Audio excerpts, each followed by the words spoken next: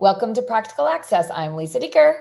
And I'm Rebecca Hines. And Lisa, I'm enjoying this format this season where we're actually taking questions from teachers in the field and just responding. So we're going to continue to do our best to give practical solutions, at least from our perspective. So what is today's question? Well, how about if I just play it from Bettina and let's be ready to roll.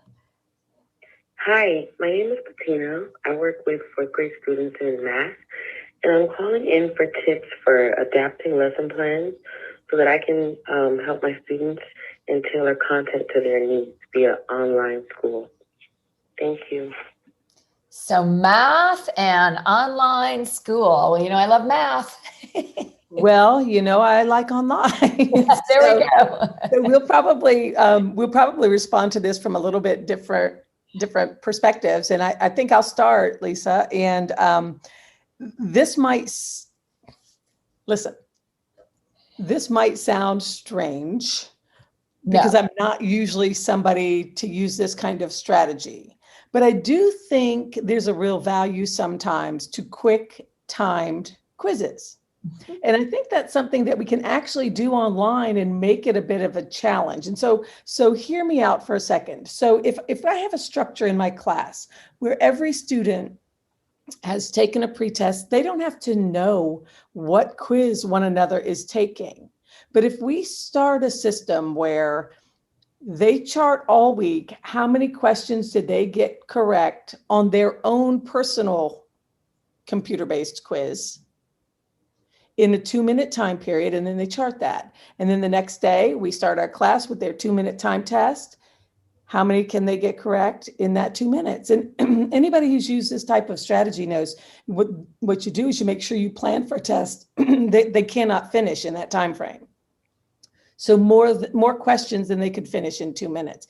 But this idea of getting kids to work with immediacy and push themselves for their own independent goals and to monitor their own progress across the week, then our culminating discussion at the end of the week is, let's look at our progress. And it's our individual progress, because you might have been working on, the threes times tables, and I might have been working on 2-digit multiplication, but no one has to know what we were working on. We were all goal setting.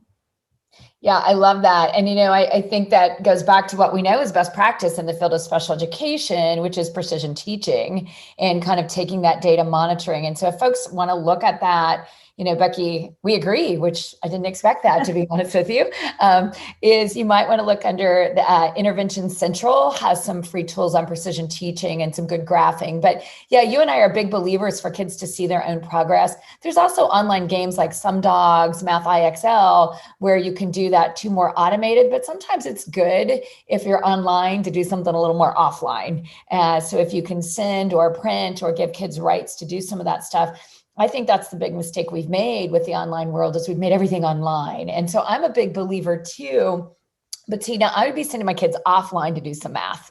Run around your chair 5 times and multiply it by 10, 100, and 1,000 and come back with your answer.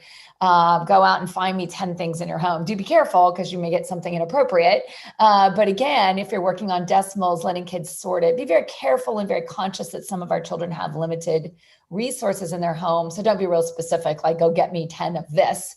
Like I had a teacher, get me 10 toothpicks. Like most families don't have toothpicks anymore, or they may or may not. But again, making assumptions about what our kids may or may not have at home, or send home a little kit. Now, one of the things we know, Becky, in math, so I'm going to kind of go to that lens, is that there is this kind of, the word tension is too strong, but this dichotomy between special ed being a little bit more direct instruction. That's why you're worried about the pushback on that time test. But I think there is a place for fluency in mathematics, just like there's a place for fluency in reading. If you can't get fluent in reading, we give you a computer to read to you. If you can't get fluent in math, we give you a calculator. I think we have ways to bridge that.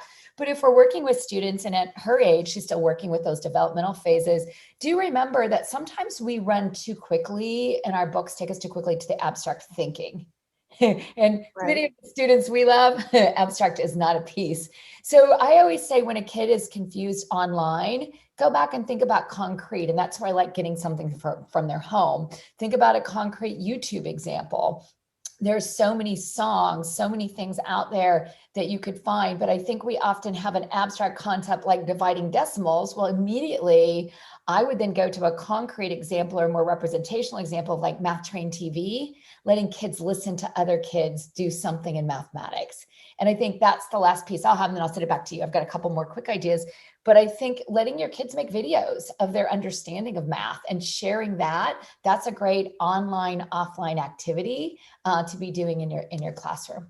I think that's perfect. And I think the key here is combining these things in a predictable pattern for students during their math time, so that things become a pattern, something that we don't have to spend all our time trying to figure out, how do I find this site? How do I get to this place? How do I set a timer for 2 minutes on my computer? So that these things become procedural, they're part of our regular routine. And we do have that best practice of the precision teach that I described, but then we weave it into other layers that are more engaging.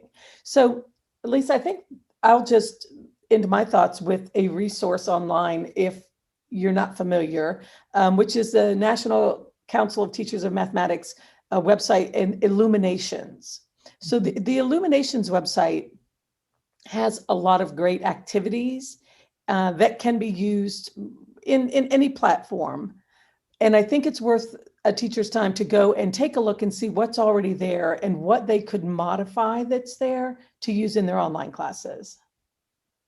Yeah. And, Becky, it's interesting too, because Bettina did ask us about, how do I adapt that content? And I think you and I are a big lover of saying, you know what, go back to those access points. These may not be students you're teaching to those access points, but they do remind you of that really solid core. I always like to think of those as like the center of the earth, what holds everything together. And if you look at that center of the earth idea, then my last piece of advice is I think we haven't thought deeply enough about kids with disabilities in mathematics. So if you've got a disability in reading, oh boy, we can get, it's comprehension with inferential questioning, like you get like data out your ears. When a kid has a disability in mathematics, we go, yeah, they got one, good luck with that. And I have a feeling that's what Bettina's kind of probably dealing with a little bit online. And so I'm just going to be a little bit nerdly here and talk for just a moment about research, but I'm going to talk about it in a very practical way. And that I really find great teachers of mathematics that are with struggling learners start to code where kids are struggling, just like you would in reading. So if there's a fluency problem, we give you, Bookshare or Learning Ally, if you, so that you can listen to the text. If you've got a struggle with comprehension, we do lower level questioning, we do more discourse. But for kids with mathematical disabilities, the research kind of has bubbled up that there's 5 areas. One is perseveration, and that's the kid who, when you teach them how to multiply, then they forget how to divide, or vice versa.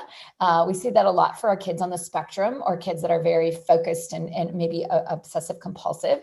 The second one we often forget is a language issue.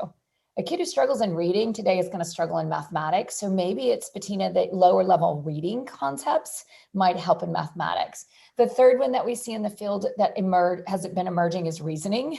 And that was really hard, especially in an online environment. So Becky, if I can't get you to be reasonable and we're in a face-to-face class, I can have others talk to you. It's harder to do that in a Zoom. And then the last 2, I think, are ones that are not solvable, but are really important because they move in and out of the kid's life. And one is perceptual. It's the kid, my favorite kid, Becky, had a page on the book, and he had really serious perceptual issues, couldn't spell, couldn't really look at shapes and tell you the shape. And he said to me, Mrs. Dieker, come here. And I'm like, yeah. He goes, you see that little arrow? You keep saying the line goes on forever, but it ends right there. I'm like, well, baby, it really doesn't. He goes, so I put an arrow on him and made him walk all the way around the school. And I said, if you were a line, you'd be doing that for the rest of your life with an arrow at the end. Now, if there's a dot, you would have stopped. And it takes that kind of concrete example for a kid with perceptual. And then the last one is memory. And so before I forget, perceptual shows up really big in fractions and geometry. So kids doing really, really well, and you enter a unit in geometry, and all of a sudden you're like, what? They were doing fine, and now they're not. So again, looking at what that need is. And then the last one is memory. We can fix that really simple if we just give kids calculators, give kids, multiplication charts, give kids the formulas in advance. But I think we often think about those kinds of things in literacy and not nearly as much in math. So any thoughts as you close us out today, Becky? No, I think that was a great summary, and I appreciate you sharing those basic principles, but they're not things that are necessarily always common knowledge for us. And especially if we're teaching elementary or special ed and we're teaching all subject areas, we may not know even some of those basic things to think about, and that's a great place to start. Well, thanks for joining us, and you can send us questions. Our phone number is 407-900-9305, or you can also find us on Facebook or on Twitter at Access Practical.